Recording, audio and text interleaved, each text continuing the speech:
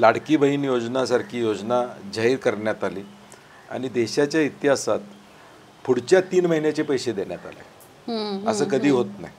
म्हणजे पात्रता आहे का नाही, त्याला तो उद्या महिन्याभरानं तो काय व्यक्तीचं अस्तित्व काय असणार आहे याचा कुठलाही विचार केला नाही. आणि डिसेंबरपर्यंतचे पैसे म्हणजे एक कायदा मोडून नियम मोडून म्हणजे फक्त मतासाठी आम्ही डिसेंबरपर्यंतचे पैसे, असं कधी होत नाही.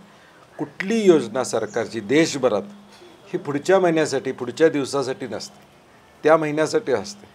रेशनचं धान्य 2 महिन्याचं झालं, पुढच्या 2 महिन्याचं घ्यावं लागतं, पुढच्या 6 महिन्याचं मिळत नाही.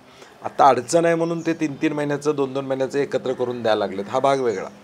परंतु त्याचा परिणाम त्या ठिकाणी थोडा निश्चितपणे झालेला आम्ही पाहतो. आणि एकावेळी लोकांच्या खात्यावर 25,000 30,000 एकेका कुटुंबामध्ये 50-50 हजार रुपये 3-3 महिन्याचे, शेतकरी सन्मान योजनेचे, लाडकी बहीण या योजनेचे, अशा सगळे एकावेळी आल्यामुळं लोकांना वाटलं की